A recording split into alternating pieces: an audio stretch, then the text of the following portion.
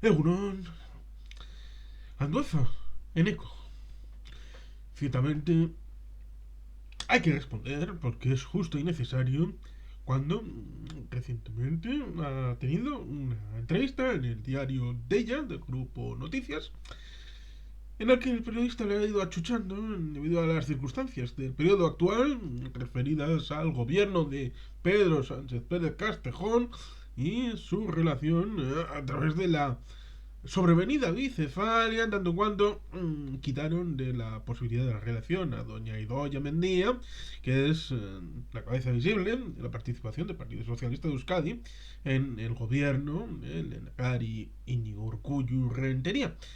Lo que ciertamente hay una pregunta que es absolutamente increíble.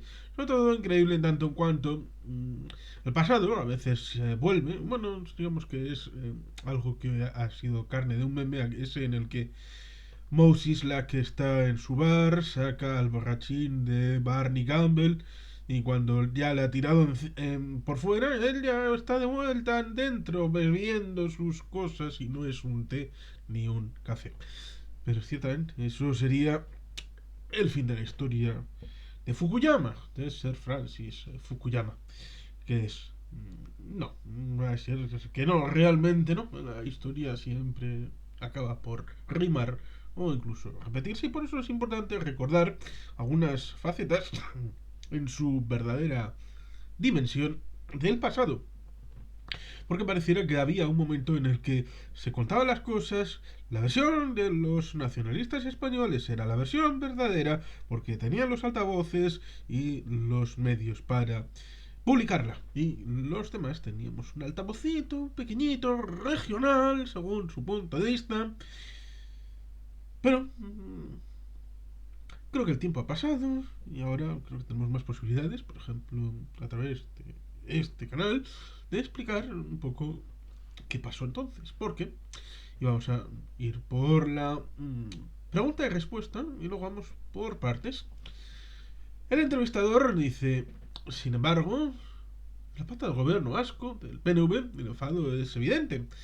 En el caso se plantea una declaración institucional de denuncia de los incumplimientos desde el gobierno vasco, ¿se sumaría a ella el PSE? Respuesta. Yo al respecto de todo esto tengo que decir dos cosas. La primera, que me sorprende mucho determinadas pataletas cuando en otros momentos de la historia de este país algunos han abandonado la vía autonomista para apostar por otras vías, como el Plan Ibarretxe, el Pacto de Lizarra o el nuevo Estatuto, que no tiene nada que ver con la reforma del Estatuto. Me sorprenden porque me huelen a un oportunismo político que probablemente en estos momentos sea el producto de tener que intentar sacar la cabeza porque no hay mucho más con lo que ganar protagonismo. Y por otro lado, estamos hablando de cumplir con el Estatuto de Guernica. Este país a lo largo de su historia y a lo largo de los últimos tiempos ha tenido oportunidades para poder tener un nuevo estatuto acorde de los nuevos tiempos. Y desde luego, si no lo hay, no es por culpa del PSE, sino precisamente por aquellos que en algún momento decidieron emprender otros viajes. No vamos a entrar en la valoración del timo de Renfe porque hay un vídeo específico respecto a la idea de que, a diferencia de lo propuesto en Alemania, donde hay 3 meses de gratuidad, es decir, a 9 euros todos los sistemas de interconexión de ferroviario, autobuses, todos los sistemas basados en tierra y relacionados con la administración pública alemana, a 9 euros se haga el que se haga el gasto en ese transporte. De una punta a otra. En España, a diferencia, es sintomático, por eso lo sistematizo. Media distancia sí, larga distancia no. Bilbao Santander, todos son largas distancias. Cercanías, sí, pero solamente de un destino, de un origen. Y tienes que abonar 20 euros de fianza. Y después de haber justificado haber hecho 16 viajes o más, entonces tal vez te devuelva la fianza. Ahora ciertamente es contrario al espíritu que, por ejemplo, se practicó en Alemania, ese de vamos a dar 3 meses de posibilidades para que cualquiera que quiera utilizarlo utilice el transporte público por 9 euros, el coste tarifa plana. En el caso español se simplifica la complejidad de que en realidad están utilizando aquello que supuestamente es para descarbonización, para traer más gente que no utilice el sistema, simplemente es un beneficio para los que ya usan el sistema. Lo cual ciertamente es sorprendente, pero no tanto, teniendo en cuenta cómo es Alemania y cómo es España. Por eso es interesante poner el foco dentro de la realidad. Vamos a ir a la definición, por ejemplo, de lo que es una pataleta. Pataleta, manifestación violenta y de poca duración de un disgusto o enfado producido generalmente por un hecho que se percibe como una contrariedad. Es decir, manifestación violenta. Es decir, el gobierno vasco es violento, el Endacari Urkullu es violento. ¿Dónde ha visualizado el señor Andueza esa violencia con la que el PNV se ha manifestado al tener esa contrariedad respecto a la circunstancia de la promesa, los acuerdos firmados, el estatuto y las competencias pendientes? ¿Dónde está esa violencia? De poca duración. ¿En serio de poca duración? Llevamos 40 años de retraso. Muchos con gobiernos socialistas. 82-96, Felipe González Márquez. 2004-2011, José Luis Rodríguez Zapatero. De 2018 en adelante, Pedro Sánchez Pérez Castejón. De poca duración. El estatuto es del 1979. Es la Ley Orgánica número 3/1979. Una ley orgánica que no se ha cumplido. Lo cual, de poca duración. ¿En serio? De un disgusto o enfado producido generalmente por un hecho que se percibe. ¿Está diciendo que no es real que haya competencias pendientes? Lo mismo que dijo que había algunas competencias pendientes que no encajaban dentro del marco de la regulación del Estado. ¿En serio? Con todo el pasado que tenemos relativo al tema de la reivindicación. Y además, percibido, eso. Percibido como una contrariedad. Contrariedad que es algo implícitamente pasajero. No es algo estructural. Es una cosa concupisciente que tiene el PNV por ahí para, bueno, tratar de salvar la cabeza. Por lo tanto, ahí tenemos la definición de pataleta. Lo cual ciertamente es o no saber realmente lo que dice la Real Academia de la Lengua Española sobre pataleta y servirse del uso popular, que también se las trae, o simplemente al estar acongojado, acorralado en las preguntas incisivas del periodista, trata de romper por algún lado y ser como esa vaca que dijo a más de una vez el presidente del Euskadi Uruatzar del Perú, Antonio Ortuzar, esa vaca de Gallarta que le pegó una coz a la tarrina o recipiente de la leche, derramándola por el suelo. ¿En serio quiere ser Eneco Andueza esa vaca de Gallarta? ¿En serio? Ciertamente, tenemos ahí el asunto y vamos a ir paso por paso. La primera, que me sorprende mucho, determinadas pataletas, podría ser. El Partido Socialista históricamente también ha hablado del PNV en términos de paletos, lo cual no está incorporado aquí porque podríamos recordarnos las revistas del socialista de finales del siglo XIX y principios del XX. pataletas no paletadas. Lo cual ciertamente podemos recordar algunas declaraciones también de José Antonio Pastor antes de las elecciones municipales de 2011, por ejemplo, pero también aquello de que el PNV es rural, no ganan las elecciones en unas capitales, en las ciudades. Bueno, resulta curioso el PNV gobernando con Gorka Taran en Vitoria, con Eneko Goya en Donostia San Sebastián, Aburto en Bilbao, Amaya del Campo en Baracaldo, y así un montón de ciudades importantes, ya sea en el ámbito de Getxo con Amaya Aguirre Munoa, bueno, pues con lo cual ciertamente los socialistas suelen tener la boca caliente y se les escapan cosas, como por ejemplo esa de el ámbito rural del PNV. Y ahí las ciudades van y votan PNV. Bueno, qué cosa más curiosa, ¿verdad?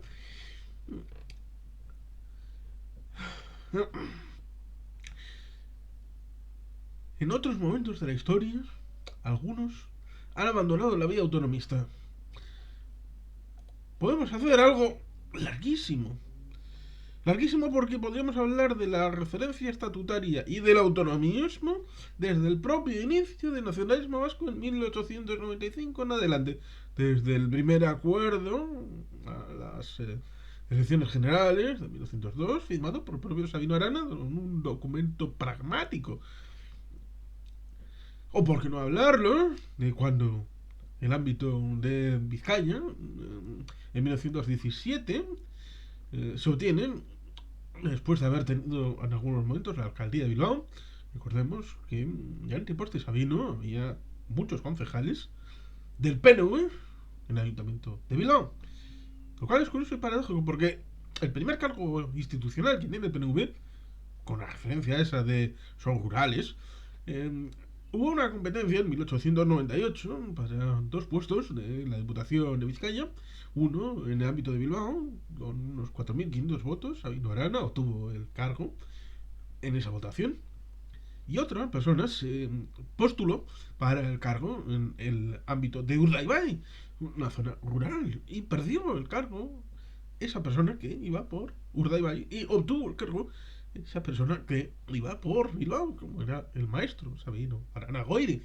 Luego, ciertamente es curioso. Pero después de eso, cuando en 1917 se obtiene una mayoría amplia en la Diputación de Vizcaya, y el señor Sota y Aburto es elegido presidente de esa Diputación, y durante 2 años lo fue, hubo un intento de arrastre que finalmente no fue correspondido porque hubo cambios en el gobierno del Estado y se cerraron las posibilidades autonomistas.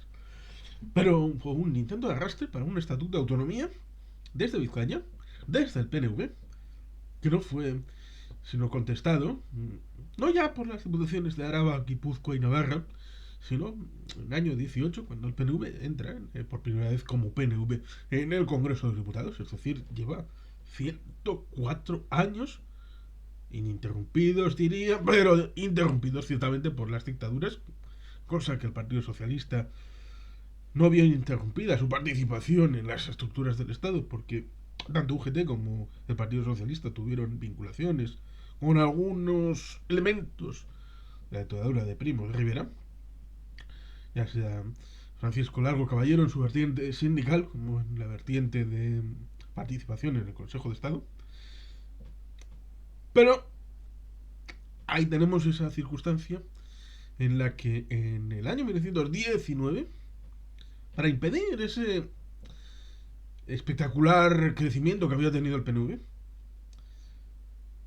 inyectaron un acuerdo los socialistas y los monárquicos, una conjunción contra el PNV. Los socialistas, que supuestamente eran republicanos y la antítesis, con el agua y el aceite, juntaron sus fuerzas para derribar al PNV, tanto a nivel de la proyección general, como a nivel local, como a nivel de Diputación de Vizcaya. Lo cual ciertamente es algo sorprendente que se repetirá en el futuro. Evidentemente, luego también tenemos el ámbito del 31 al 36. Hay un libro interesante de Entre la libertad y la revolución. José Antonio Aguirre Lecube, uno de los pocos libros escritos en el momento para transmitir la realidad de la historia. Publicado en 1936, al inicio del año, lo cual ciertamente en parte podía tener vinculación con las elecciones, pero para la posteridad ha estado vinculado con un texto antes del inicio de la Guerra Civil sobre el periodo republicano, porque a veces se suele establecer la idea de que la Segunda República inevitablemente llevaba a la Guerra Civil, lo cual ciertamente sería injusto decirlo. Llevaba inserto dentro de sí algunos elementos que, por ejemplo, el propio Partido Socialista dinamitaron la convivencia posible, porque tenían la idea de que primero había que republicanizar al PNV, es decir, catecumenizar, darle la doctrina republicana al PNV y convertirlo en un partido republicano español, y después ya se podría hablar de estatuto de autonomía, autogobierno, pero siempre después de haber convertido la fe del converso, convertido al PNV, un partido español y bien republicano, pues que no tuviera ningún tipo de veleidades de nada, de lo contrario. Cuando precisamente había ido con los jaimistas, una rama importante del carlismo, a esas elecciones constituyentes, porque ambos tenían un concepto sobre la foralidad, que es la raíz de la realidad autonómica posible en el País Vasco.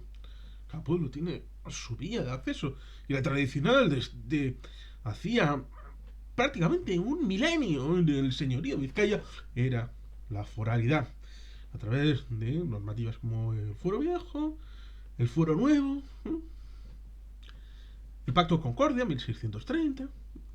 Había una evolución dentro del fuero que fue cortada en el siglo XIX porque externamente habían decidido lo que tenía que evolucionar el fuero y en qué dirección y cómo, lo cual ciertamente es una imposición externa a las instituciones forales.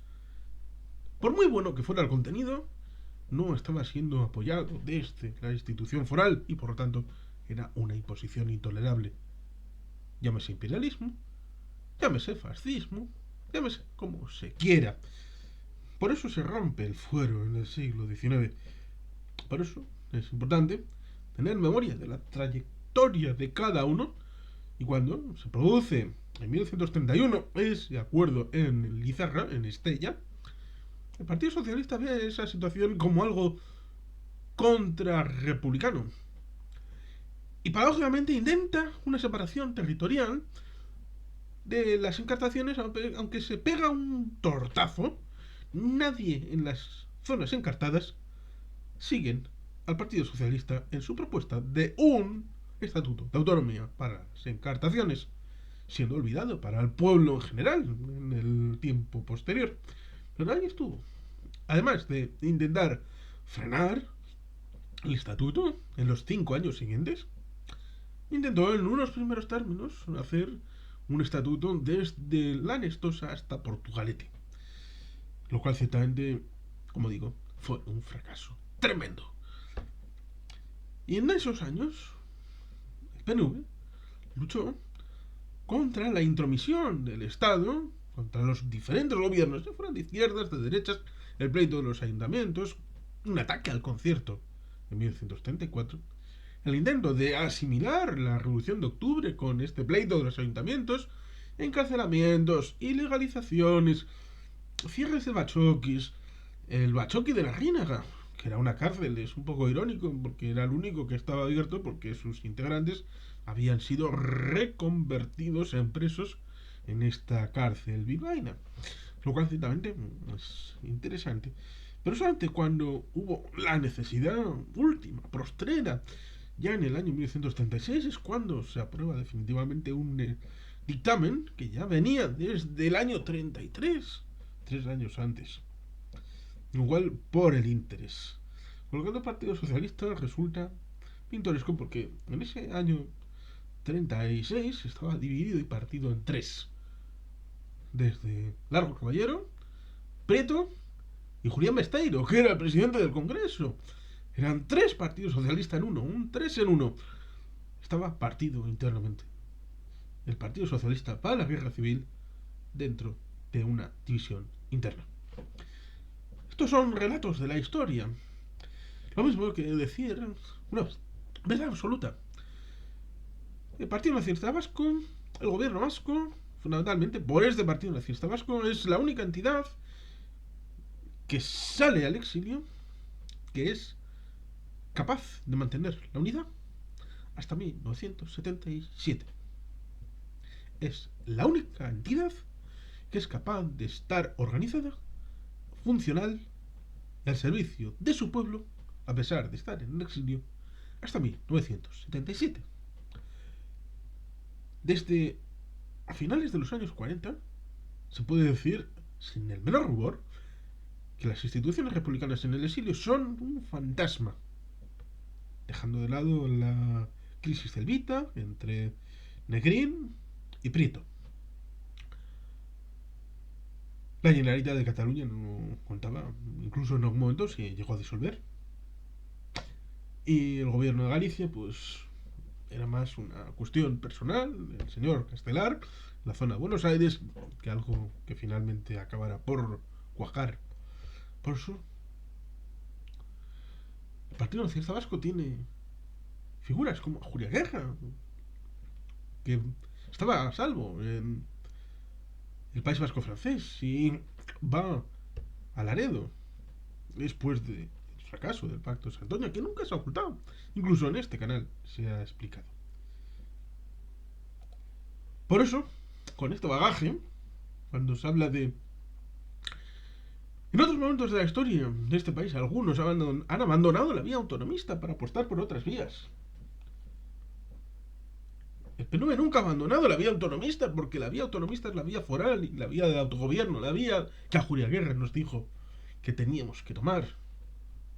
Pero eso significa, ni más ni menos, que el concepto que pueda tener Eneko Andueza y sus antepasados no es el mismo que tiene del autogobierno el PNV. Evidentemente, de raíz foral, de raíz de autogobierno histórico del gobierno del señor de Vizcaya y de los demás territorios del país de los vascos. Hacer esa lectura viene de esas formas de presentar los hechos de los medios de comunicación a finales de los años 90 y a comienzos del siglo XXI. Porque hablar del plan Ibarretxe como una vía que ha abandonado la vía autonomista es no conocer ni el Estatuto de Autonomía ni la historia de este país. Porque es importante.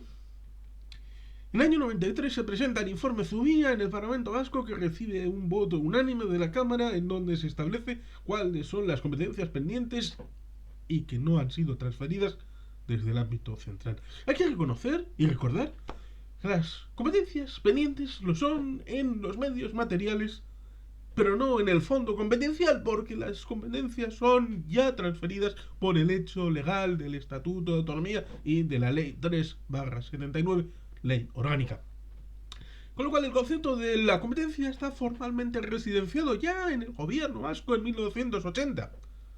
Otra cosa es, aquí viene la madre del cordero, como nosotros tenemos un concierto económico, podemos hacer el gasto ex novo, y ya lo intentó el gobierno Ibarretxe, ex novo en esas competencias. Pero, a la vez, estamos pagando 6,24 de las competencias no transferidas, con independencia de dónde se gaste el Estado los cuartos.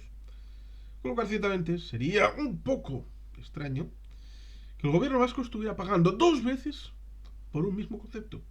Uno por la política aplicada en el territorio vasco, por esas competencias no transferidas en los medios materiales, y otra, el 6,24, que siempre ha vuelto menos dinero del que se ha emitido, pero es el peaje por tener la posibilidad de tener nosotros una hacienda propia y después de haber pagado el cupo, tener nuestro gasto público controlado en nuestras manos, a través de el acuerdo del órgano de coordinación tributaria, en el ámbito donde está Eudel, representando los 251 ayuntamientos, las 3 diputaciones y juntas generales, y el Parlamento Vasco y el gobierno vasco.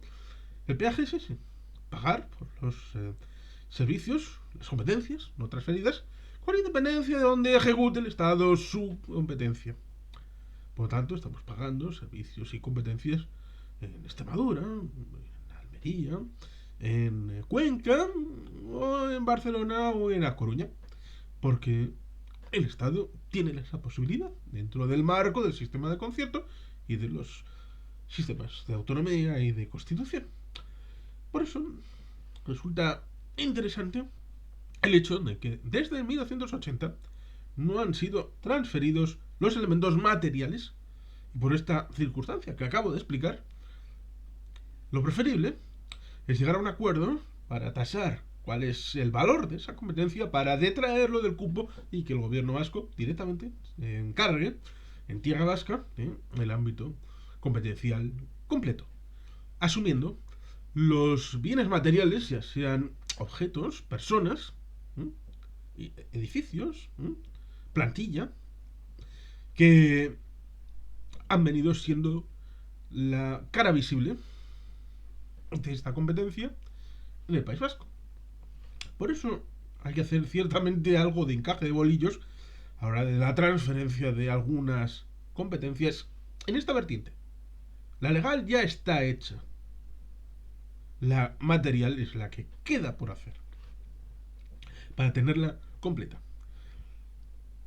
Por eso resulta sorprendente que, como hemos recordado antes, en 3 periodos importantes de la historia de España ha habido gobiernos del ámbito del Partido Socialista Obrero Español, 82-86, primera legislatura de Felipe González, 86-89, la segunda, 89-93, la tercera de Felipe González, y 93-96, la cuarta de Felipe González.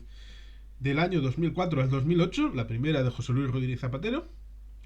Del año 2008 al 2011, la segunda de Rodríguez Zapatero. Y ya no vamos a entrar en numerarlas porque ha habido esas cosas tan raras desde 2018 con...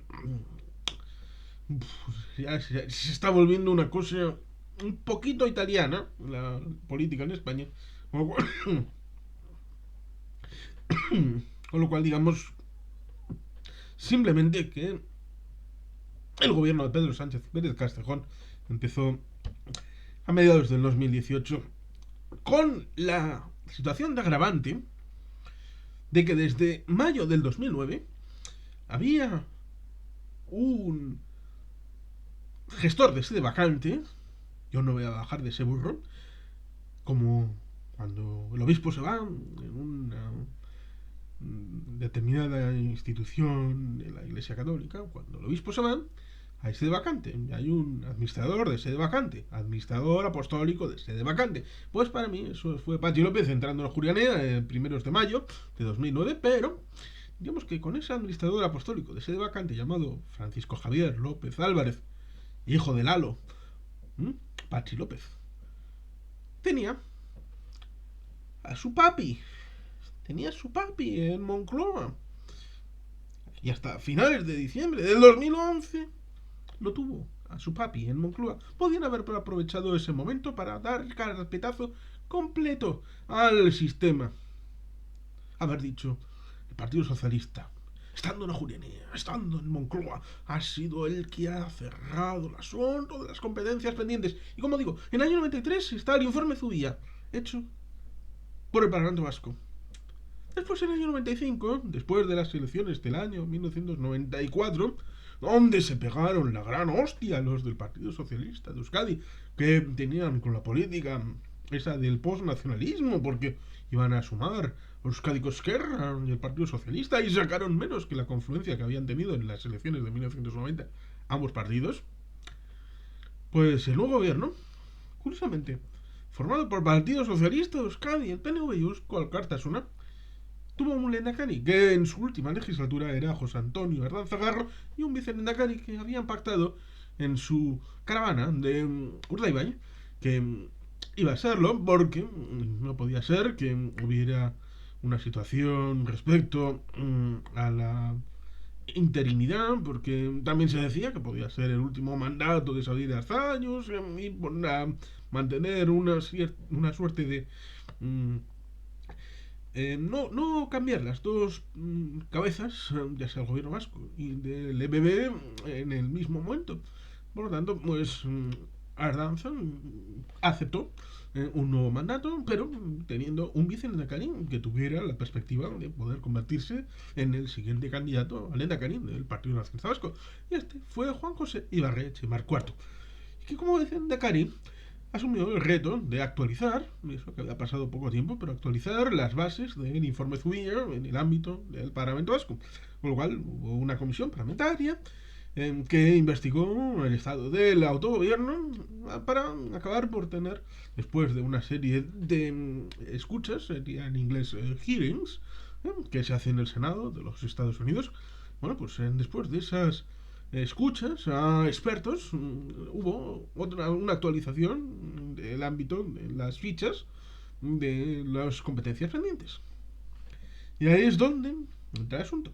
Después de haber tenido dos momentos en los años 90 donde todo el Parlamento, incluido el Partido Socialista, votaron a favor de ese delimitamiento de las competencias pendientes, vemos como después de la situación del año 98, 99, 2000, en septiembre del año 2000 hubo dos mociones de censura que no prosperaron porque se supone que una moción de censura tiene que tener mayoría absoluta a favor para poder salir adelante, como le pasó a Pedro Sánchez Pérez Castejón en 2018, lo deberían de saber perfectamente. Pues, después de las elecciones del 13 de mayo del 2001, aquel de Diga 33, pues el nuevo gobierno vasco estableció un nuevo procedimiento con la vicelehendakari Idoia Zenarruzabeitia para establecer un nuevo modelo de actualización de ese sistema de hearings con nuevos expertos, creo que hasta 75 expertos, se aproximaron al Parlamento Vasco durante un largo periodo de tiempo. Aquella comisión trabajó bastante el tema de escuchar, porque primero hay que escuchar para luego actuar.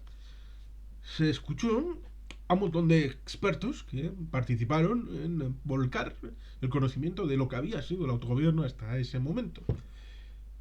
Y después se estableció un marco para la actualización del autogobierno vasco en el ámbito político a través del Estatuto de Autonomía. ¿Por qué? Pues porque vamos a ir directamente al Estatuto de Autonomía. Título cuarto, Estatuto de Autonomía, Ley 3/1979, Estatuto de Autonomía del País Vasco de 1979. Título 4 de la reforma del Estatuto. Artículo 46.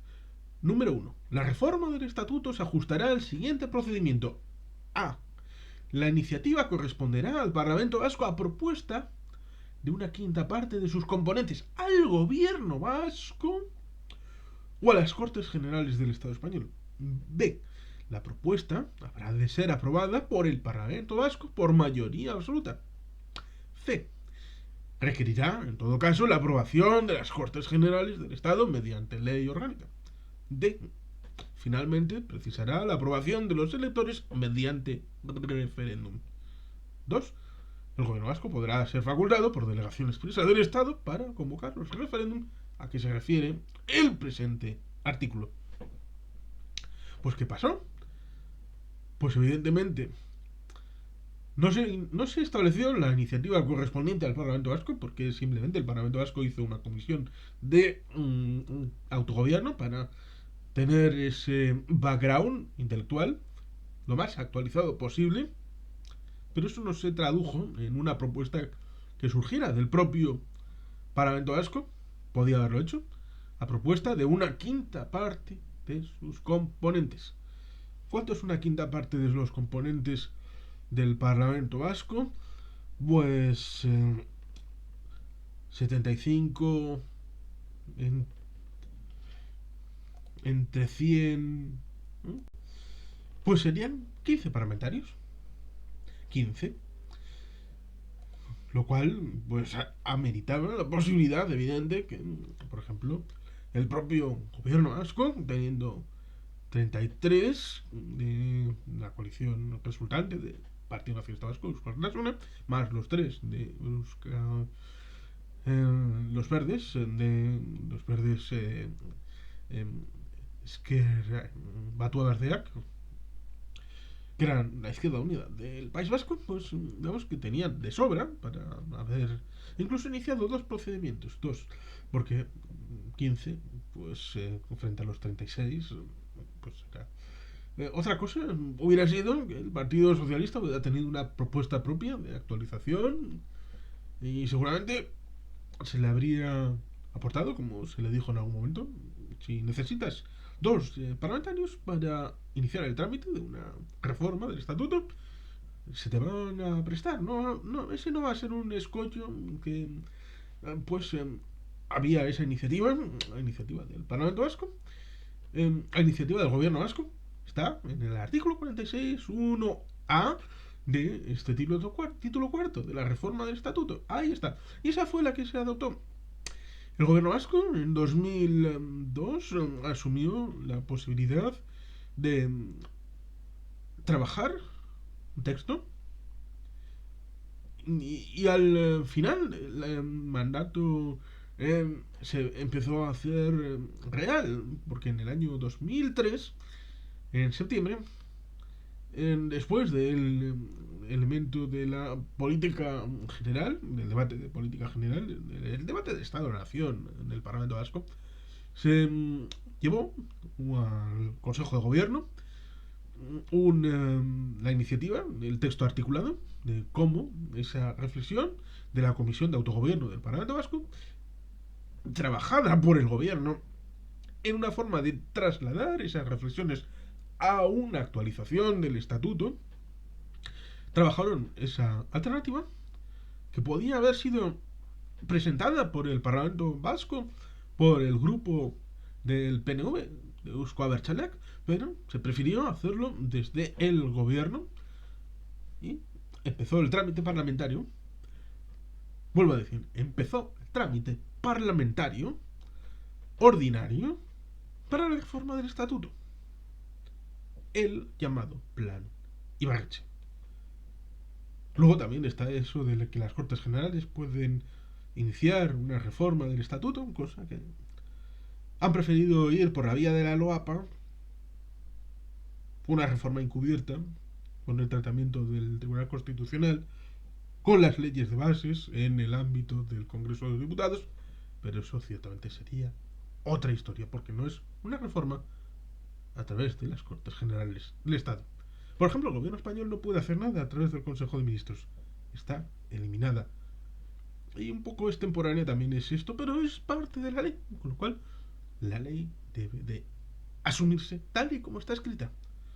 Luego, evidentemente, después de una tramitación como es de recibo, y que al Partido Socialista le molestó bastante porque después del 11 de marzo de 2004 la situación cambió bastante para el Partido Socialista, en tanto en cuanto que las elecciones del día 14 variaron, aunque el tracking de la SER ya venía poniendo un par de diputados por encima esa mañana del día 11, con lo cual ciertamente había la posibilidad de que por la mínima hubiera podido ya ganar el Partido Socialista de no haber existido el triste y trágico atentado.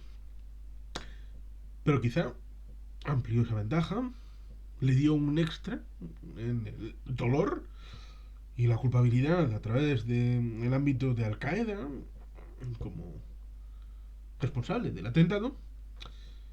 Pues después, al asumir el gobierno Madrid, de manera inesperada para algunos, se ponía la posibilidad de abrir un espacio de encuentro entre el gobierno de España y el gobierno vasco, pero para ese momento el periodo de enmiendas en el Parlamento Vasco ya había terminado, con lo cual era inviable en el aspecto de la tramitación en el Parlamento Vasco la fórmula para reabrir el periodo de enmiendas, negociar en el Parlamento Vasco con el Partido Socialista antes de que fuera aprobada por mayoría absoluta en el Parlamento Vasco.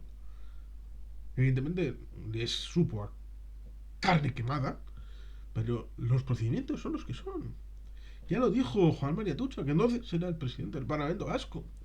Y cuando se envió a voto, que se emitió primero en comisión y luego en el propio pleno, el día 30 de diciembre del 2004, yo estuve presente allí, el día que era el cumpleaños de Sabin Inchaustiaga, que en paz descanse, falleció en 2010, pues ya se tramitó como tenía que ser y después de haber sido aprobado por mayoría absoluta, en teoría, en otros ámbitos, para la reforma se establecen 2/3, pero en el ámbito vasco se quiso poner mayoría absoluta, 51%, porque se pensaba que tal vez en una mayoría circunstancial, la que tenía el PNV, pero luego podían entre las fuerzas de la derecha y la izquierda españolas sumar fuerzas y llegar a ese 51% y cambiar el estatuto a su gusto.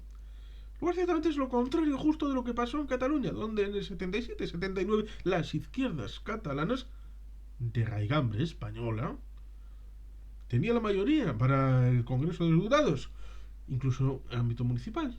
Pero en 1980 Pujol es el presidente de la Generalitat, lo cual ciertamente es algo curioso. Lo cual ciertamente nos lleva a ese día 30 de diciembre del 2004, donde es aprobado por mayoría absoluta la propuesta del nuevo estatuto. Propuesta de reforma del estatuto con un nuevo estatuto que lo sustituye. Y pone: C. Requerirá en todo caso la aprobación de las Cortes Generales del Estado mediante ley orgánica. Pero primero tiene que asumirse la tramitación. Y eso es lo que se votó el día 2 de febrero del año 2005. Con la inadmisión a trámite de una propuesta de estatuto. Con lo cual, ciertamente, había la posibilidad. El Partido Socialista tenía mayoría suficiente para admitirla a trámite y después iniciar una negociación que podía llevar a buen término o no. Si no llevaba a buen término, se hace es devolver al proponente, es decir, al Parlamento Vasco, la propuesta de estatuto y aquí paz y después gloria. Pero no. Como veían, y así se transmitió en la prensa, que era una propuesta rupturista, independentista, separatista, que era una propuesta. Hay que ir al texto, hay que ir a los datos, no a lo que dicen, sino a la realidad, a lo que es en verdad. Pues dijeron una propaganda, se creyeron esa propaganda y acabaron por tumbar esa propuesta. Una propuesta de reforma. Pero, digamos que como la política en el País Vasco está siempre, digamos, solapada por otras realidades, no solamente el hecho de la reforma del estatuto, como fue el plan Ibarretxe, estaba encima de la mesa, sino también está ligado a lo que comenta después, que es el ámbito del llamado Pacto de Lizaje. Que eso nos lleva por otro derrotero. El derrotero de que, en primer momento, los presos de ETA, y esto se puede ver en un texto que publicamos en Arabatik, de que esta no es la versión real del ámbito de la izquierda achale de la dispersión, sino es la versión real de verdad. La versión real de verdad es que algunos presos tenían un acogotamiento, porque no solamente eran presos del Estado, sino también eran presos de su propia organización terrorista. Y por lo tanto, querían, en vez de estar todos juntitos y ser controlados a través de los abogados, estar dispersos para poder desconectar con esos enlaces con la cúpula. Precisamente se les establecía esa idea de separarlos. Lo digo ahora que no hay ningún tipo de dispersión, porque ahora tenemos una situación en donde la mayor parte de los pocos presos que hay, 190 más o menos, prácticamente los 140 ya están en el País Vasco. Con lo cual, ciertamente, dispersión en este momento, 2022, ya no hay.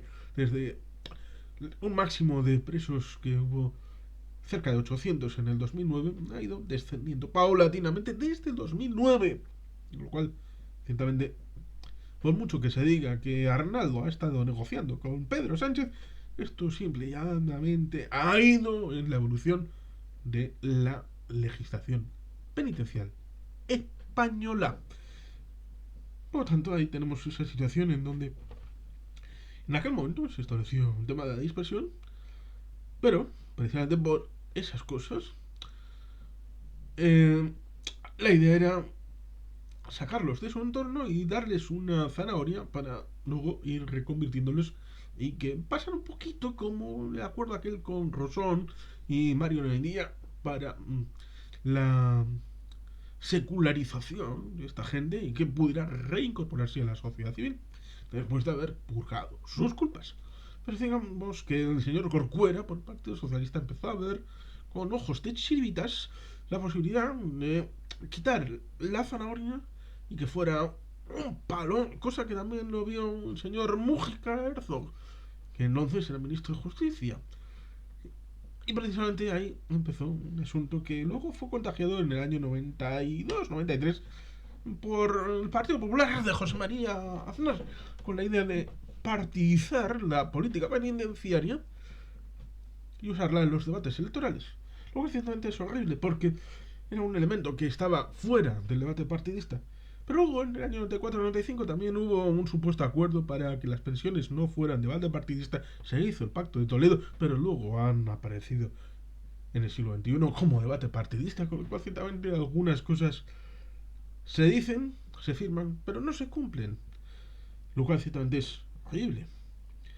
En ese momento veníamos del ámbito del Pacto de Ajurianía, que fue del año 88. Hay que leerlo. Hay que leerlo. Y simplemente vamos a ir al punto 10, famosísimo.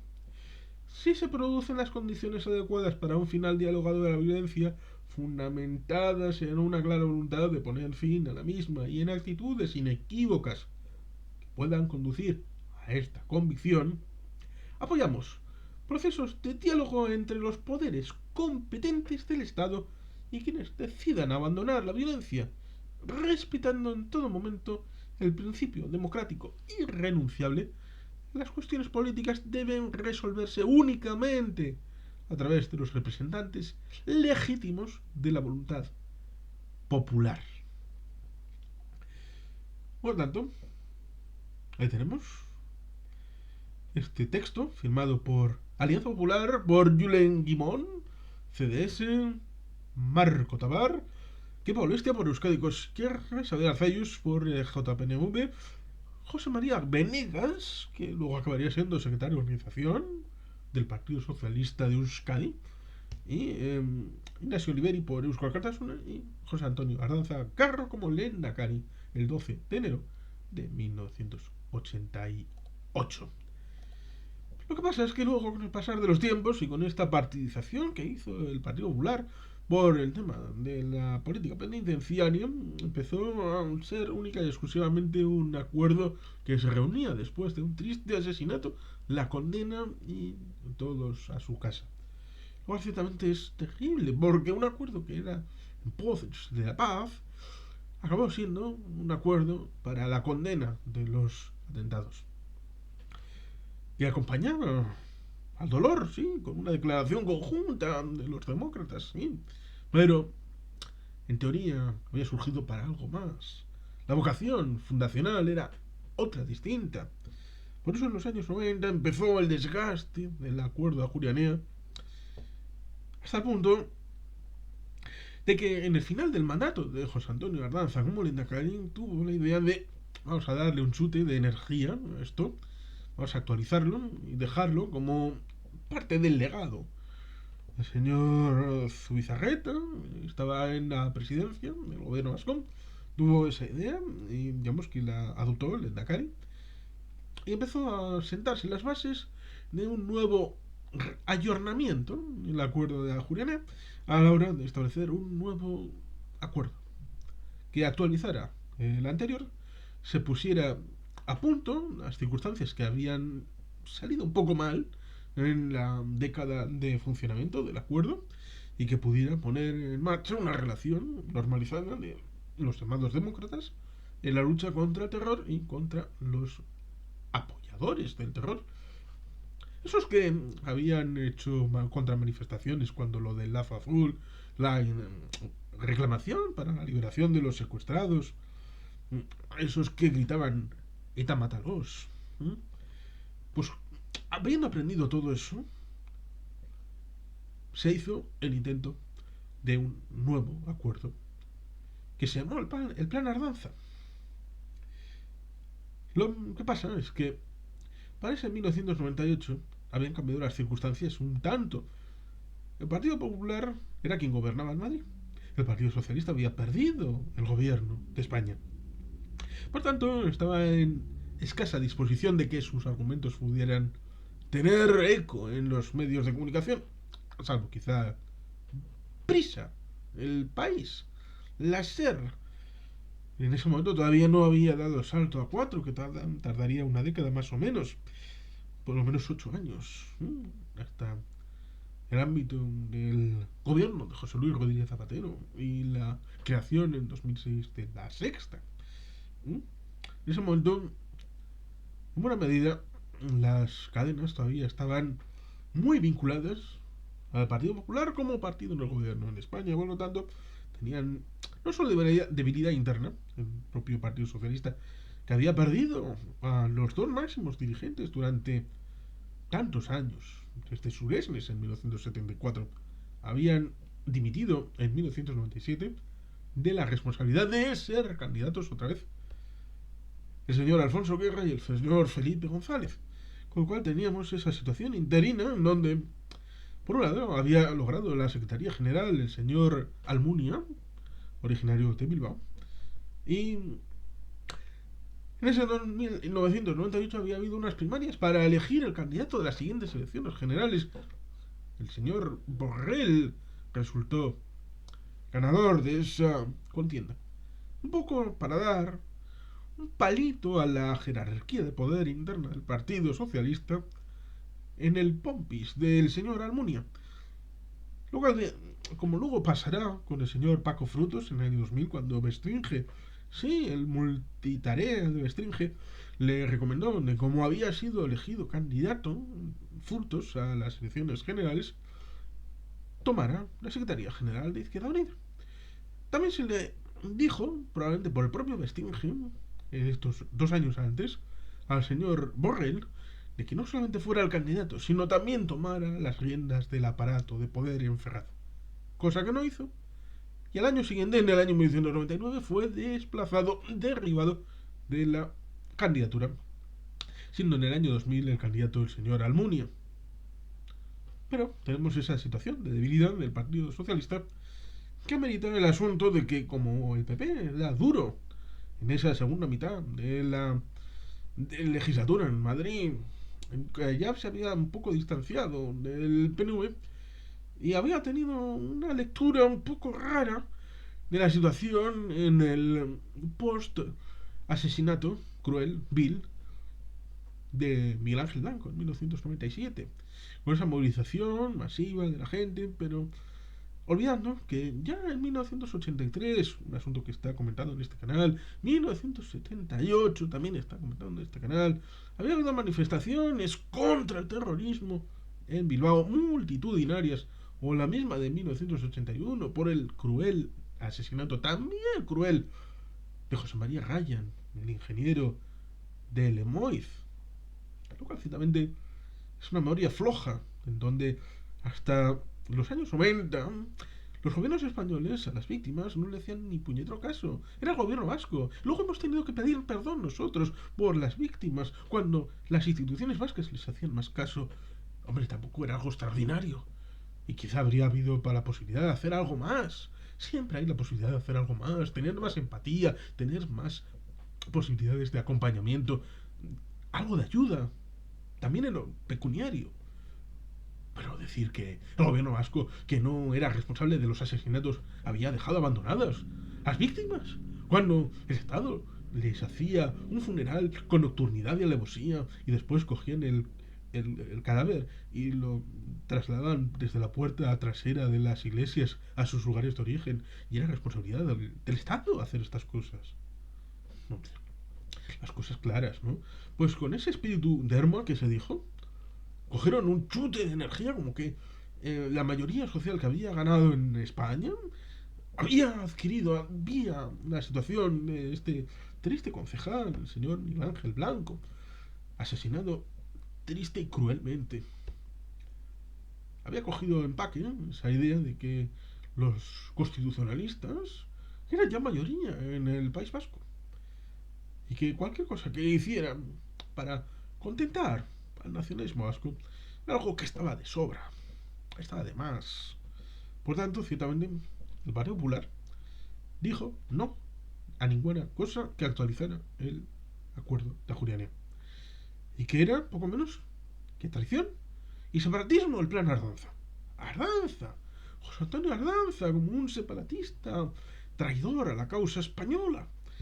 Lo cual ciertamente es curioso, después de la lealtad institucional que había tenido el País Vasco con el ámbito de la legalidad vigente. Pues eso es lo que pasó. Ardanza no fue candidato y digamos que en ese interín Aznar había sido avisado por el ámbito del MB, de Xavier Arzallus, en el sentido de que debido a las distensiones que había habido en parte en el año 1997, antes, durante y después, el enfrentamiento que hubo durante el tema del asesinato, la policía, los miembros de AHB, cuando hubo que proteger por parte de la chancha de las Rico Tabernes, y digamos que la tensión con distensión, todo conjugado en unas realidades que se van solapando, pues digamos que el ámbito del espíritu de arma dijo a Xavier Arzallus, es la lectura que tuvo, de que podía y debía buscarse la vida por su lado para buscar la pacificación en Euskadi. Que si los de enfrente habían buscado la vía de tirar por su lado, eso dejaba al ámbito del PNV manos libres para intentar buscar la paz en el ámbito propio. Y eso evidentemente es lo que desde finales del año 97, año 98, sobre todo después del agravamiento con el tema del plan Ardanza, fue ya el momento en el que se dijo: si estos no quieren tirar en algo acordado entre todos, como era el 10º aniversario del acuerdo de Ajurianía, 12 de enero de 1988, pues entonces vamos a intentarlo. Y le dijo a Aznar: vamos a mirar si hay agua en la piscina. Es decir, si hay posibilidades para una vía de exploración de la paz. En ese verano de 1998, a través de un intermediario, las Loyola de Palacio, o Jauregui en el apellido original, se le Loyola, que para descanse, pues se le transmitió al señor Aznar que había agua, que era posible hacer un paso decisivo en el ámbito político partidista, no institucional, no implicando a ninguna institución política, solo al Euskadi Buru Batzar y a la Ejecutiva Nacional de Eusko Alkartasuna, en una forma de acordar con la cúpula de ETA la apertura de un periodo de tregua para el País Vasco. Lo cual es curioso recordarlo, que en teoría los miembros de ETA tenían planeado 4 meses de una tregua táctica, ciertamente, no trampa, táctica, que iba a ser simplemente para un mantenimiento, es decir, una situación de tregua temporal, que acabó siendo de prácticamente 2 años de tregua. Lamentablemente, el primero en sufrir la ausencia de tregua fue el teniente coronel Pedro Antonio Blanco, en Madrid, el 12 de enero del año 2000, para descanse, como todos los demás. Pero lo que quedaba, los 3 meses que quedaban del año 98 y los 12 meses, a pesar de que la tregua se rompe formalmente el día 23 de noviembre del año 1999, pero hubo la posibilidad de una Navidad tranquila, por lo menos. Pues durante todo el año 1999 hubo tranquilidad y ausencia de atentados. Es decir, una tregua que duró, como estamos hablando, de 16, 17 meses. La cuestión, precisamente, estriba en ese hecho. Que se piensa que el acuerdo de Lizarra, porque se firmó el día 12 de septiembre del año 1998 en el ámbito de Estella, de Lizarra, era una situación para subvertir el orden constitucional, el orden legal, ir a la independencia, romper con el ordenamiento jurídico, destrozar el país y todo esto, cuando simplemente era una pista de aterrizaje, como ha habido otras, para establecer un marco en donde pudiera haber ausencia de violencia, siguiendo en parte, como os he leído antes, el punto 10 del Acuerdo de Ajurianía de 1988, eso de que en ausencia de violencia los legítimos responsables elegidos por el pueblo son los que tienen que hacer política, dicho de manera más simplificada. Por lo tanto, ahí tenemos esa situación en donde esta pista de aterrizaje habría esa posibilidad. Otra cosa es que hubiera cuestiones que evidentemente no le gustaban al brazo armado de Herri Batasuna. O era Herri Batasuna el brazo político de ETA, el que mandaba de verdad. Esto se ha visto después bastantes veces, de que el que mandaba de verdad era el que tenía las pistolas y no el que tenía los votos. Pero ciertamente, se hizo un relato tanto del plan Ibarretxe como del pacto de Ajurianía, como del plan Ardanza y de el llamado pacto de Lizarra. Unas lecturas interesadas de parte, pero como tenían los altavoces, se pretendieron constituir en la verdad absoluta y única. Por eso se establece esa idea por parte de Eneko Andueza respecto al pasado, en Plan Ibarretxe, pacto de Lizarra. Luego ciertamente es horrible porque cuando el señor que mandaba en ETA, el Politburó, los comandantes, le dijeron al PNV y a Eusko Alkartasuna, al señor Arzallus y al señor Garaikoetxea, les dijeron que querían hacer una votación, aunque fuera una caja de zapatos, en un mismo día, en los territorios del País Vasco, los 4 forales del sur y los 3 del norte, en un mismo día. Eso chocaba contra la mentalidad legalista y jurídicamente constituida de respeto a los derechos humanos, a la legalidad vigente y al ámbito de las posibilidades del realismo y el pragmatismo que ha hecho jala históricamente el nacionalismo vasco contra esa posibilidad que sería muy típica a vista de hoy, que sería lo que haría un Putin. Un Putin es lo que ha hecho en Zaporilla, en Kherson, en Donetsk y en Luhansk. Por lo tanto, cada cual lo suyo, ciertamente, cada cual lo suyo. Vio frustrado ese plan, porque evidentemente lo importante no era establecer una república vasca como fuera y además con la mediación de las armas, no, primero te tienes que desarmar y luego los representantes harán política y ya se verá cuál es la posibilidad de construir o no construir una nación vasca como ente independiente. Por eso acabaron rompiendo la tregua, porque sus fantasías, sus delirios, no se vieron plasmados en nada. Pero hay que recordar, por otro lado, que el Partido Socialista ha sido capaz de negociar con ETA cosas políticas en Argel en 1988. Se negociaron posibles cambios legales con ETA. Sí, luego se dirá que había una sala donde estaba el gobierno con ETA y al lado estaba HB, o HB estaba negociando con el gobierno y ETA estaba al lado. Estas cosas de la mesa de Argel, y que luego se repetirán con el ámbito del 2005 en la negociación, que es curioso porque Eneko Andueza debería de saber algo, porque la primera negociación se hizo desde el año 2000-2002, durante un montón de años, en el caserío de Chillar, en Eibar, la zona cercana al punto neurálgico en el que Teleforo Monzón decía que había que reunirse todos los vascos de bien para tener ese punto de encuentro.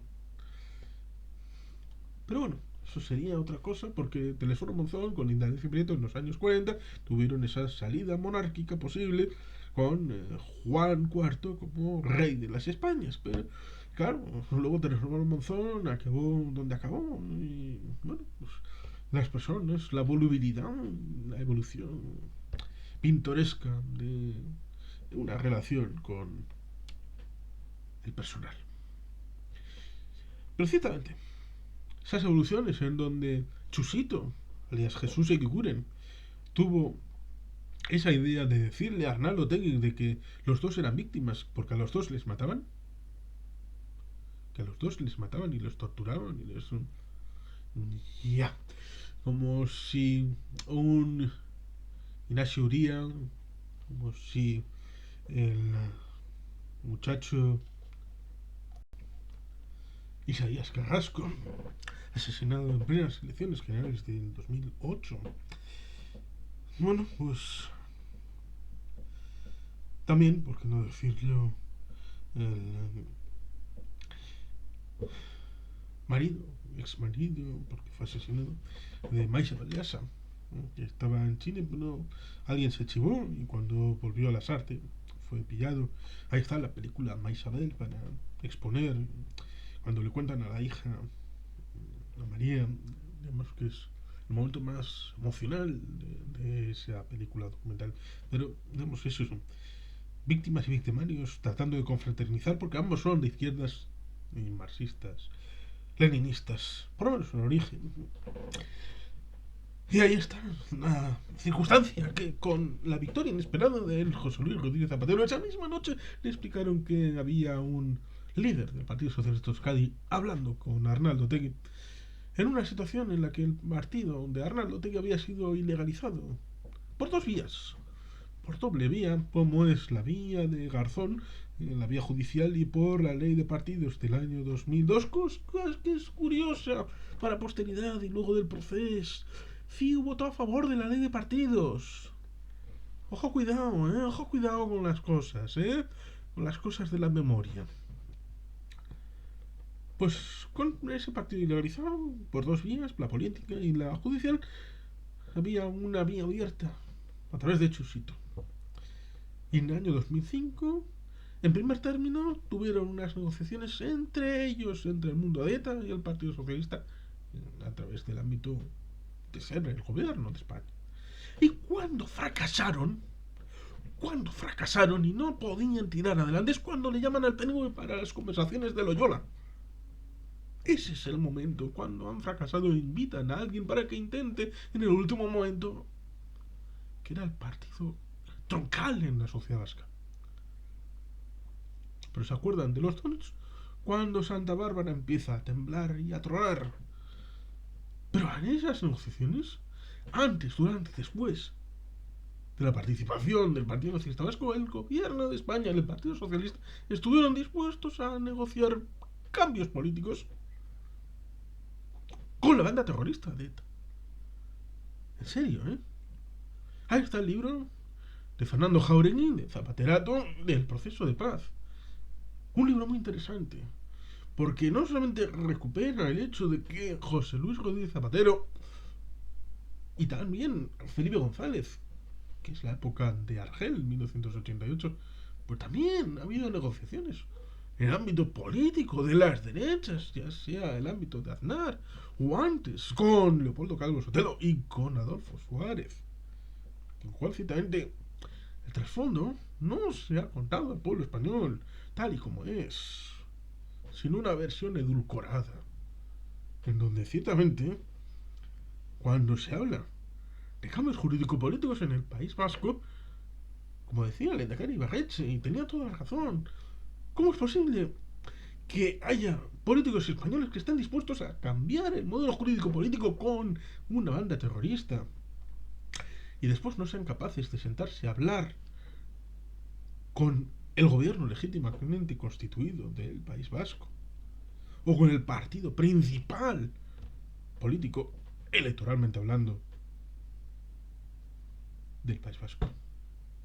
Con lo cual, ciertamente, ahí hay una contradicción histórica del partido que ahora dirige en el País Vasco, don Eneko Andueza. Por tanto, ciertamente, hay que tener memoria, pero esta memoria también, la memoria de lo que se hizo, de lo que no se hizo y de lo que se pensó hacer en el ámbito de la política penitenciaria, antiterrorista y de autogobierno. Porque ciertamente cuando estaba a punto de firmarse el acuerdo del convenio en Loyola, era para un cambio legislativo, para un cambio jurídico, para un cambio institucional. Cierto es que cuando estaban con el champán ahí descorchándose, vino Arnaldo Otegi con las órdenes de romper aquello por parte de los comandantes. Y luego se visualizó en la T4. Cosa que, como se dijo en el Parlamento Vasco, no cerró la vía negociadora. Porque en mayo, en la primera semana de la campaña, se estaba negociando en Suiza para tratar de salvar el proceso de paz. Ya sin el PNV. Eso también. En mayo de 2007, la primera semana de la campaña de las elecciones municipales, forales y autonómicas, se estaba negociando en Suiza a través del centro Henry Dunant. Esto es historia, Eneko. Y hablemos de lo que continúa. O el nuevo estatuto que no tiene nada que ver con la reforma del estatuto. Volvemos a decir, artículo 46 de la reforma del estatuto, título cuarto del ámbito del Estatuto de Autonomía del País Vasco. Y a más, vamos a ir al ámbito de la Constitución española, disposición adicional primera. La Constitución ampara y respeta los derechos históricos de los territorios forales. La actualización general de dicho régimen foral se llevará a cabo, en su caso, en el marco de la Constitución y de los estatutos de autonomía. Pero es que también hay una disposición derogatoria segunda. Dice, en tanto en cuanto pudiera conservar alguna vigencia, se considera definitivamente derogada la ley del 25 de octubre de 1839, lo que pudiera afectar a las provincias de Araba, Guipúzcoa y Vizcaya. En los mismos términos se considera definitivamente derogada la ley de 21 de julio de 1876. Es decir, que con esta disposición derogatoria segunda, junto con la disposición adicional primera, en el ámbito de la Constitución se establece la puerta abierta para la restauración foral plena. Cuestión de voluntad política el hacerlo o no, pero está abierta la posibilidad que en el ámbito constitucional, que luego sería limitado por la Ley Orgánica del Poder Judicial, por la Ley Orgánica del Referéndum de 1980, para tapar la cagada del 28 de febrero en Andalucía de 1980, en Jaén y Almería. Pero dejando de lado esas situaciones de desarrollo posterior que puede ser revertido, incluso alguna sentencia que puede ser revertida por una mayoría distinta en el momento actual, porque puede revisarse la doctrina del Tribunal Constitucional, lo cual ciertamente es políticamente voluntarioso. Lo que dice la ley en el ámbito de la Constitución y del Estatuto de Autonomía, que dice en la disposición adicional única: la aceptación del régimen de autonomía que se establece en el presente estatuto no implica renuncia del pueblo vasco a los derechos que como tal le hubieran podido corresponder en virtud de su historia, que podrán ser actualizados de acuerdo con lo que establezca el reordenamiento jurídico. Por tanto, Estatuto de Autonomía, Constitución Española, reapertura de la posibilidad de la actualización de un Estatuto de Autonomía que no ha sido cumplimentado hasta el fondo, pues ahí está la posibilidad de una reforma estatutaria. ¿Y qué se ha hecho? Pues como se hizo con el mal llamado Plan Ibarretxe, aunque quizá por eso precisamente tenga esa mala conciencia, porque se hizo bien. Si aquello para él se hizo mal, lo actual que se ha hecho con un cálculo a plantilla se ha hecho también mal. ¿Qué se ha hecho? Pues evidentemente se hizo un hearing, otra vez, trayendo un montón de expertos al Parlamento Vasco, en donde se hizo una actualización del diagnóstico porque como repite a veces el Endacari Barreche, mm, y es una frase de el filósofo Ortega y Gasset, eh, si no sabemos lo que nos pasa, eso es lo que nos pasa. Es decir, hay que tener un diagnóstico para saber lo que nos pasa y después tener un pronóstico, es decir, una línea de actuación para arreglar esos elementos problemáticos o disfunciones. Por eso se ha establecido ponencias en el Parlamento de autogobierno para elaborar una posible actualización, lo que ciertamente nos lleva a esa situación de me sorprende que huele a oportunismo político en estos momentos, sacar cabeza.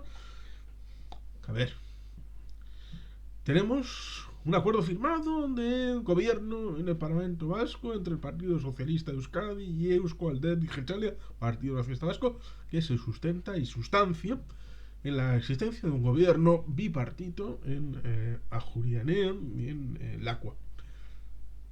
Tenemos una firma el día 30 de diciembre del año 2019 para la investidura de Pedro Sánchez Pérez Castejón, el 4 de enero del año 2020, en donde hay un documento firmado entre el Partido Socialista Obrero Español y Eusko Alderdi Jeltzalea, que vendrá representado por el Grupo Vasco en el Congreso.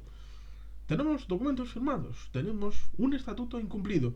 Por lo tanto, ¿qué oportunismo es el establecer que la política partidista dentro del Congreso de Diputados, las diferentes leyes que deban aprobarse, incluido la ley principal de presupuestos, devenga de una negociación política en la que se pone en juego, como si fueran cartas de póker, normas que deberían de estar cumplimentadas hace ya décadas, como es el hecho de las competencias pendientes?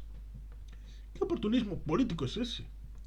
Cuando se ha hecho por Felipe González, cuando tenía debilidad, en el año 93 y el 96, cuando no tenía una mayoría absoluta el señor José Luis Rodríguez Zapatero, sobre todo en la etapa final, cuando hubo que pactar para salvar la cara ante Europa en 2010 y en 2011, con un gobierno vasco en manos de Patxi López y un bipartito con el PP, en donde el Grupo Vasco cumplimentó la lealtad institucional con sus ciudadanos, con sus votantes, no por amor al Partido Socialista, ni siquiera por amor a Bruselas, sino por la salvaguarda de los ciudadanos vascos y por ende también de los vecinos españoles, porque un malestar o hundimiento de España es malo para los vascos como vecinos.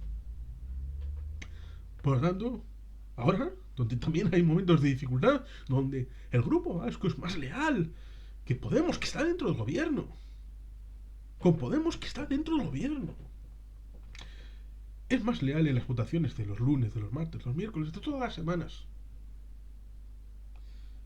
Y se ha cumplido lealmente la parte del Grupo Vasco, del Partido Socialista Vasco, de ese acuerdo firmado el 30 de diciembre de 2019, pero no se ha cumplimentado la parte de España, del Partido Socialista.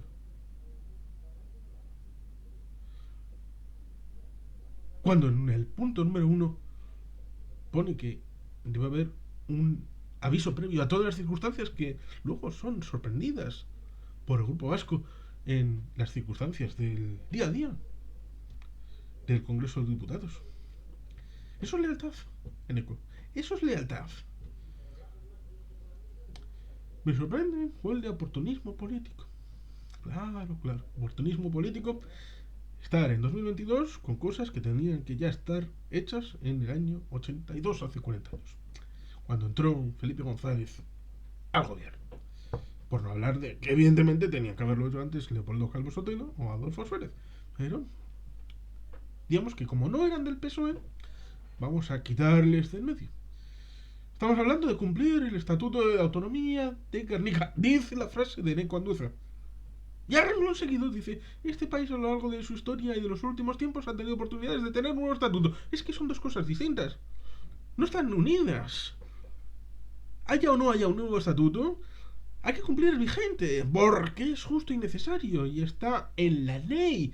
Incluso si no existiera el PNV y fuera el partido de la sidra de Astigarraga, que solamente se presenta a la elección del Parlamento Vasco y no se presenta ni a elecciones municipales, ni forales, ni a las generales, ese gobierno vasco del partido de la Sidra de Astigarraga tendría la legitimidad estatutaria de exigir al gobierno que estuviera en Madrid sin ninguna necesidad de ir a ninguna instancia ni tener representación de ese partido en ninguna instancia legislativa fuera de Euskadi, incluso aunque hubiera robots los que dirigieran la administración vasca.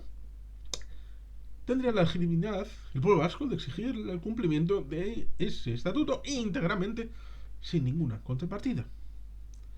La pena es que en ámbito de Estado español hay que estar presente. Y esto lo dijo Ajuriaguerra, de que el PNV tendría que estar presente allí donde se jugara el futuro del pueblo vasco, aunque fuera un congreso de bomberos. Por tanto, Ajuriaguerra ya lo vio venir. Y seguramente Ajuriaguerra también se habría abstenido de no haber muerto en agosto del 78.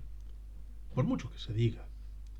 Era leal a la verdad y apegado a las circunstancias del terreno. Por eso, cuando había gente que dudaba que en las elecciones del 77 el PNV pudiera ganar las elecciones en el País Vasco, Ajuriaguerra tranquilizó a todo el mundo y dijo: tranquilos, se ha hecho un buen trabajo en el exilio, interior y exterior, el pueblo lo sabrá recompensar con su voto.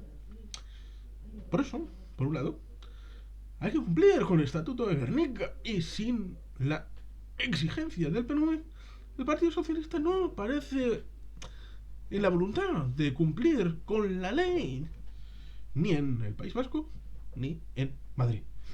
Y por otro lado, vamos a ir finalizando con este párrafo que ha sido largo. Maldito seas, Brandolini, ¿qué razón tenías? Pues tenemos esa situación en donde se habla de: a lo largo de la historia, en los últimos tiempos, ha tenido oportunidades para tener un nuevo estatuto acorde a los nuevos tiempos.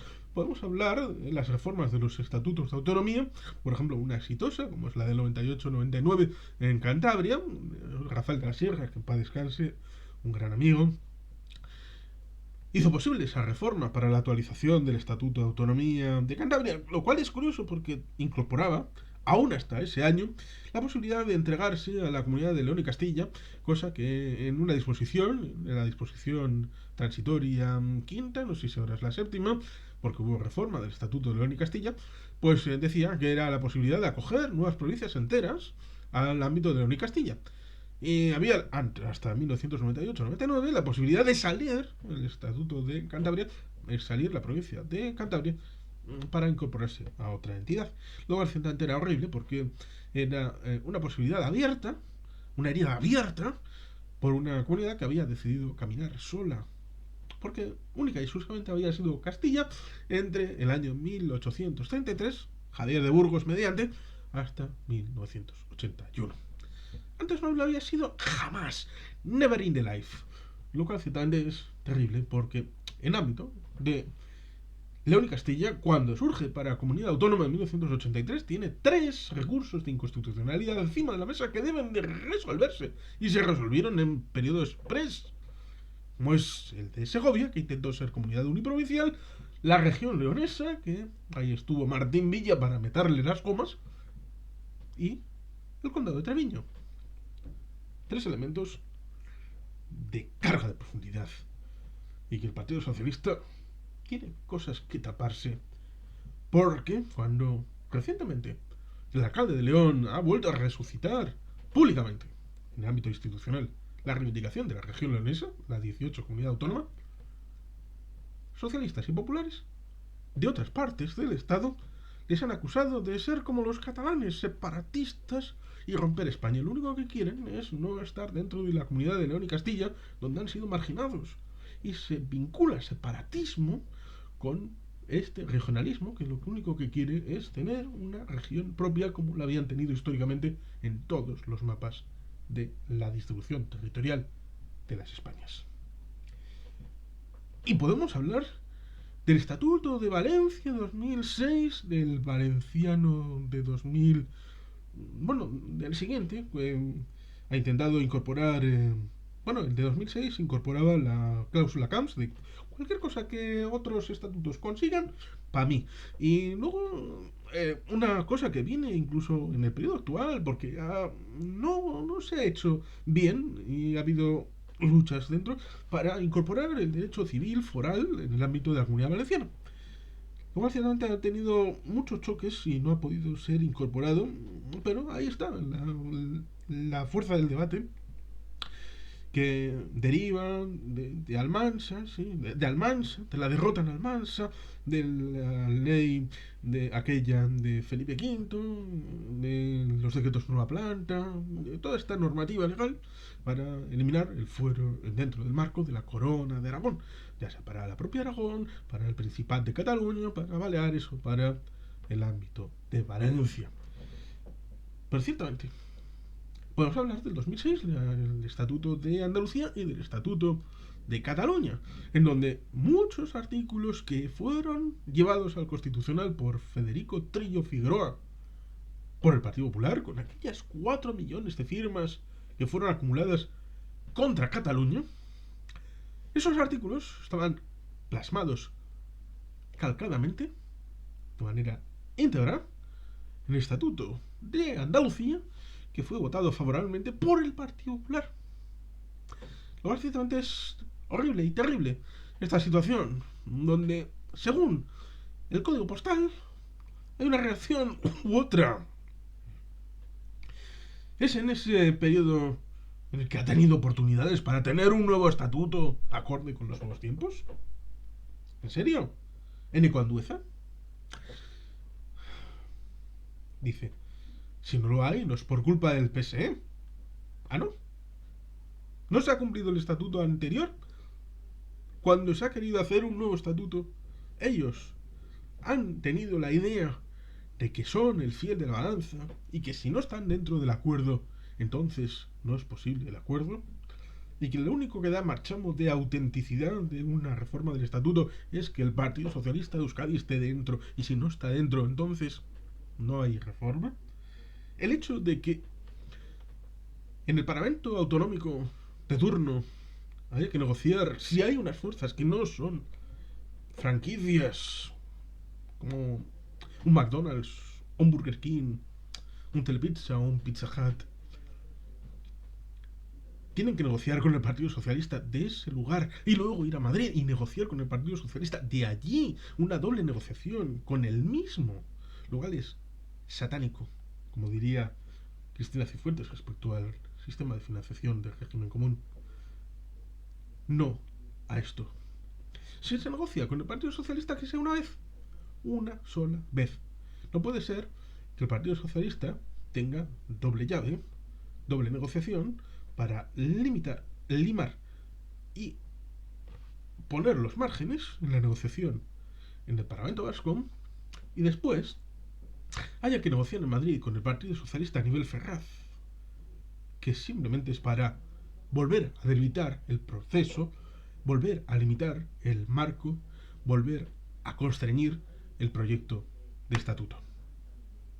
Cuando lo importante es que ha funcionado mal hacer un DAFO, una situación que se ha hecho en el marco de la reforma y la ponencia de autogobierno, lo que ciertamente ha llevado en el histórico pragmatismo del PNV a ver cómo se decía respecto a la posibilidad, respecto a la cristalización, que luego fue el Izarra, de vamos a mirar si hay agua en la piscina para tirarnos o no.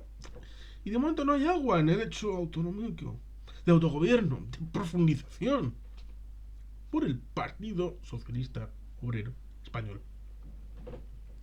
Por tanto, quien habla de emprender otros viajes es el Partido Socialista.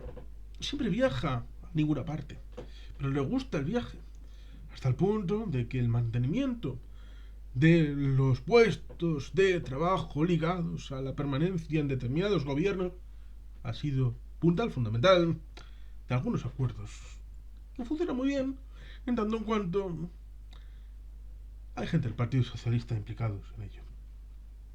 Pero ahí tenemos esa situación respecto a esta entrevista. Esta entrevista con esta pregunta. Qué puñetera pregunta, en donde, como se pone a hablar de lo que todo el mundo ya sabe, pues digamos que sobre la base de lo que todo el mundo ya conoce, responde eso, yo al respecto de todo esto tengo que decir dos cosas. La primera, que me sorprenden mucho determinadas pataletas cuando no, en otros momentos de la historia de este país, algunos han abandonado la vía autonomista para apostar por otras vías, como el plan Ibarretxe, el pacto de Lizarra o el nuevo estatuto, que no tiene nada que ver con la reforma del estatuto. Me sorprenden porque me huele a un oportunismo político que probablemente en estos momentos sea el producto de tener que intentar sacar la cabeza, porque no hay mucho más con lo que ganar protagonismo. Y por otro lado, estamos hablando de cumplir con el Estatuto de Guernica. Este país, a lo largo de su historia y a lo largo de los últimos tiempos, ha tenido oportunidades para poder tener un nuevo estatuto acorde a los nuevos tiempos. Y desde luego, si no lo hay, no es por culpa del PS, sino precisamente por aquellos que en algún momento decidieron emprender otros viajes. Una pregunta que se responde así encapsula parte del significado de lo que este Eneko Andueza ha bebido dentro del Partido Socialista respecto a los últimos 42 años de autogobierno en el país, y es el concepto de lo que puede ser en un futuro. Por lo tanto, más allá del conocimiento y reconocimiento a la transparencia respecto a Eneko Andueza, evidentemente hay que decirle que el pasado no es como lo dice, el presente no es como lo pinta, en donde, como dijo Antonio Ortúzar, el PNV no va a España a poner y quitar presidente del gobierno, va a defender los derechos, libertades, obligaciones, también obligaciones que tienen los votantes, no ya del PNV, no también a los votantes vascos en puridad, en donde se deciden un montón de cosas, como es el Congreso de los Diputados. Van a defender a los vascos al Congreso de los Diputados. Y por tanto, ni Pedro Sánchez ni Alberto Núñez Feijóo, sino Euskadi. Ese es el objeto, no ya de deseo, sino de defensa del Grupo Vasco en Madrid.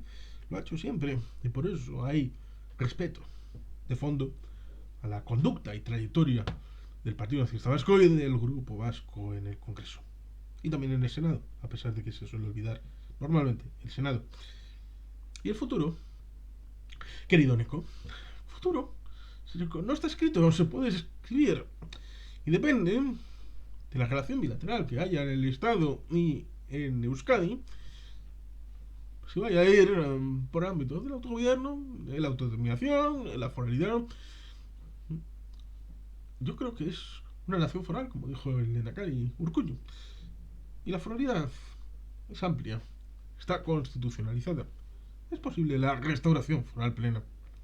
Podemos hacer que el nuevo estatuto sea la actualización de la foralidad y de autogobierno, y no un extrañamiento como ponía mi querido amigo Uyate Favo en los españoles que no pudieron serlo, porque aquí hay muchos actores y un desequilibrio por vuestra parte puede jugar una mala pasada a la convivencia. Desde la legítima crítica, aquí está mi posicionamiento. Y sin más, es que ricasco, agur bat, beti gelpien.